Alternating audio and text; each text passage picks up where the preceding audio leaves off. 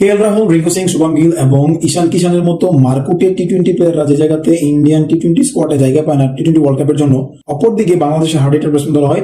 লিটন দাসকে এবং স্যার লিটন দাসকে এবং আমাদের লর্ড নাজমুল হাসান শান্তকে দেওয়া হয়েছে captaincy. By the way, Liton দাসকে বিগত 4 ম্যাচে অসাধারণভাবে খারাপ খেলার জন্য তাকে কলা টানার দায়িত্ব দেওয়া হয়েছে এবং আমরা যদি বাংলাদেশ ক্যাপ্টেন নাজমুল হাসান শান্তর বিগত 5 ম্যাচের রান দেখি তাহলে আমরা স্ট্রেঞ্জ হয়ে যাব। ও প্রথম ম্যাচে রান করছে জিম্বাবুয়ের সাথে 21 রান, দ্বিতীয় ম্যাচে 16 এবং তৃতীয় ম্যাচে 6 এবং চতুর্থ ম্যাচে 2 এবং লাস্ট আজকের ম্যাচে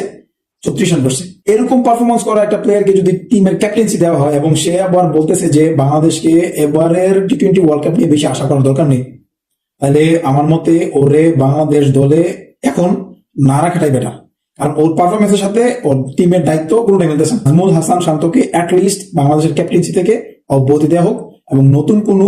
ট্যালেন্টেড প্লেয়ারকে